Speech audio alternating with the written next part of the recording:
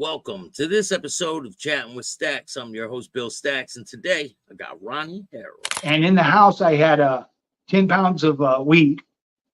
I didn't smoke it. I put a little bit in my freezer at home. Friends come over to go in the backyard, smoke it, whatever. And then that was just there just to keep going back to, right? So they had that, and they had a Mac 10 in a box that I had.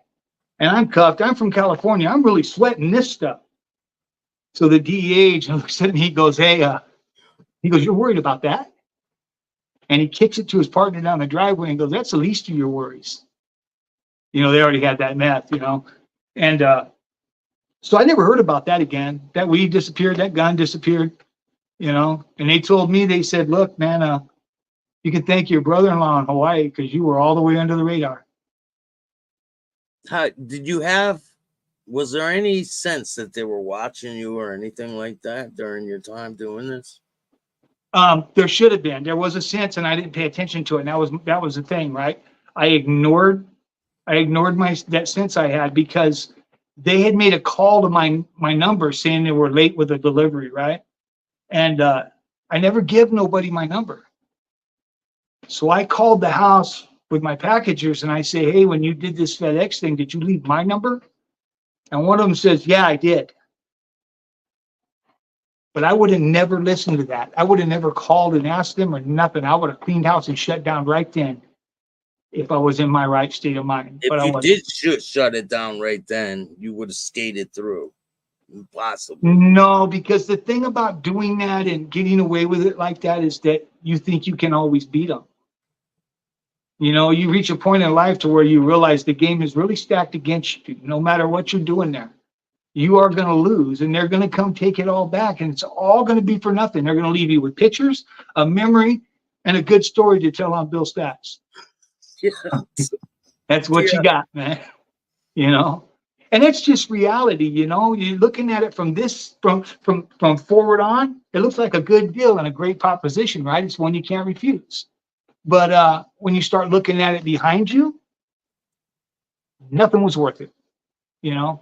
Except for it brought me to the position I'm in now, and I wouldn't have been here in life, and I feel I'm in a pretty good spot because of my history. So yeah, we're not recommending anyone try to do this at home. No. It's not a good idea. No, none of it's a good idea, you know? You know what the good idea is? Get a fucking job, buy a house, have a home, get married, have kids, live life, ignore the government, ignore politics, ignore gangs and all of that right there, and do the next right thing. So when you got to make a decision about something, if it ain't the next right thing, well, then don't do it. And don't start changing the definition of what right means. Yeah, moving the goalposts. Yeah. And, you know, look, so I'm in penitentiaries and I'm going down in levels and I'm on the do good thing and I'm trying to straighten out. I think I'm doing a pretty good job and I'm writing these programs. And I'm sitting in Soledad Central. I'm in the dog program.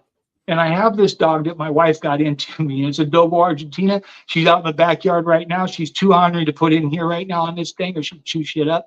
But I have it. And I'm training her here and there, you know, but Dogos are hard to change. They're strong will.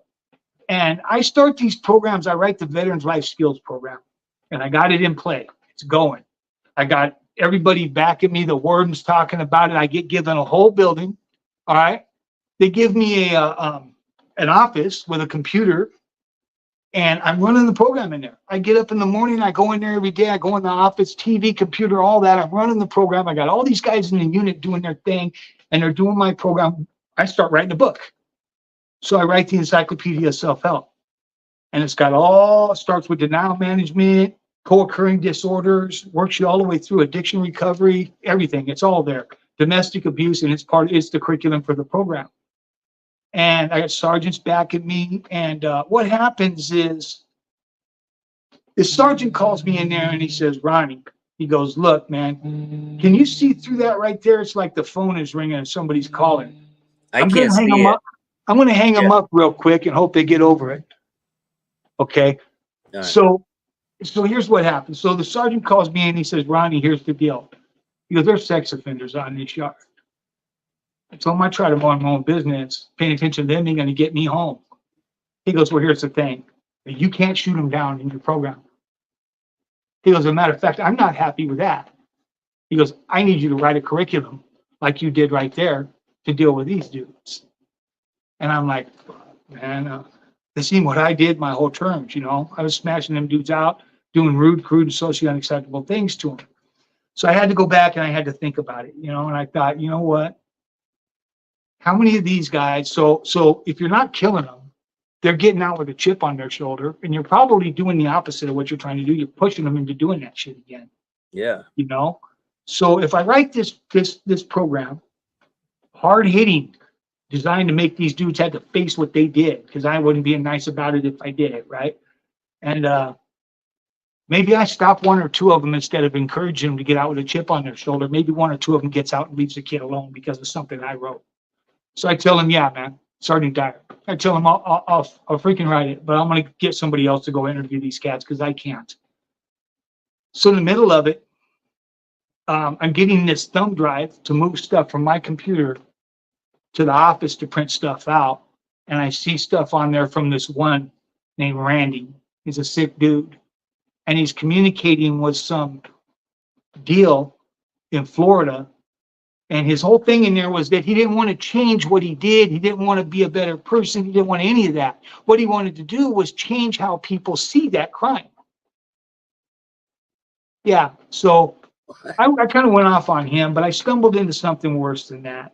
Started to realize that the whole yard was filled with these sickos, right? This Sergeant Dyer, one day, while I'm in the office printing something out, he gives this dude this chip. His name's Mark Wade, sicko out of Riverside. I eventually ran him. So I go by one day and I see what that chip had on it because he's got it on his tablet.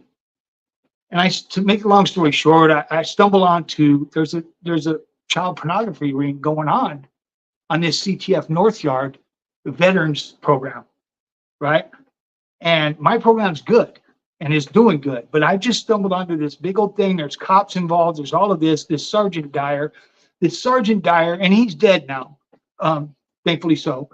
But this Sergeant Dyer, he's trying to set it up where he takes this sicko Mark Wade out to go to other prisons on the name of the veterans program and trying to speak to people about it, right? But the reality, what they're doing is trying to get this sicko Mark Wade hours on the streets to do whatever sick thing they're doing, right? And I'm like, man, so I mentioned it to somebody on the streets. They mentioned it to somebody else, and this happens to be a mother of some kids. And she nuts up. She nuts up, and she does what a straight person would do. She turns the whole thing in, right? Well, this woman named Jenny Nestler, that's part of the veterans program, she teams up with all these sex offenders. And she gets with them. And then there's this Ron Self. She gets with them and tells me that one day Ron Self has went on to a thing in Berkeley and said that you plagiarized your book. I go, check this out. My book's copyrighted with the Library of Congress. So that's the bigger copyright deal. And that's the get down. So, but I was mad. I said, this little dude slandered me. So they manipulated me a little bit. She did. And I started to go after Self. It turned out all to be BS, right? They were trying to redirect me. Meanwhile, her and these sex offenders are working out a plan. And Sergeant Dyer. So they pretty much put a bogus charge on me. Said that they heard me threatening a free person, which I would imagine was her, right? First, she sends the dog lady to me, and the dog lady says, hey, because they tried to go after Self, right? And they tried to take Ron Self's program from him, and he's a free guy, tried to shut him down, tried to, smut him up and take everything from him, and there were sexual harassment charges and all that.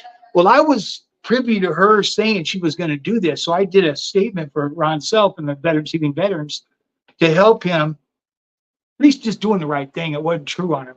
So now they did the same thing to me, and I'm in the hole. So I'm slammed in the hole. I'm investigating Sergeant Dyer. It turns out his brother is the chief of police for like San Jose or something, and he just got off of a sex with a minor charge.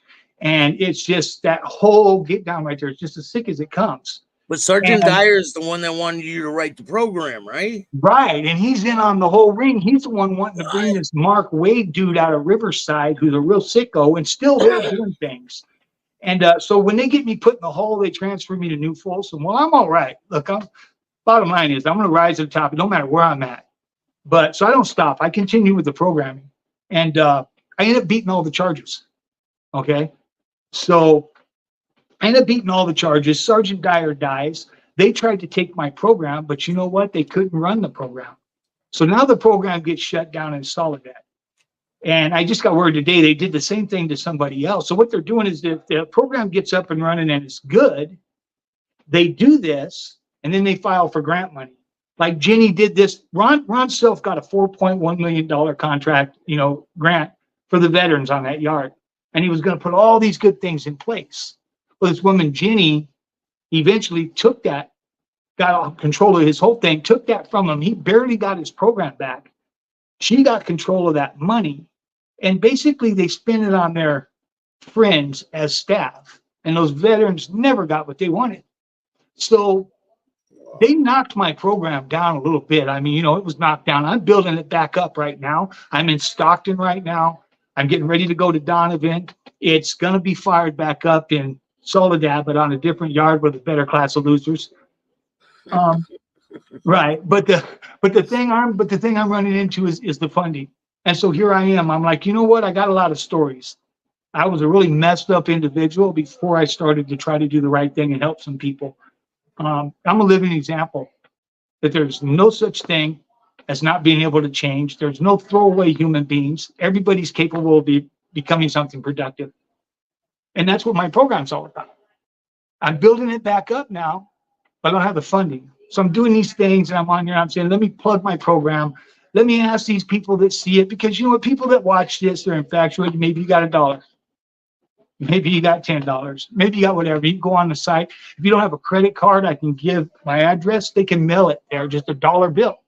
All of that adds up. I'm able to buy these books, get these programs in, and move on. And at least, and here's the thing. Maybe you say, you know what? These cats don't deserve a second chance.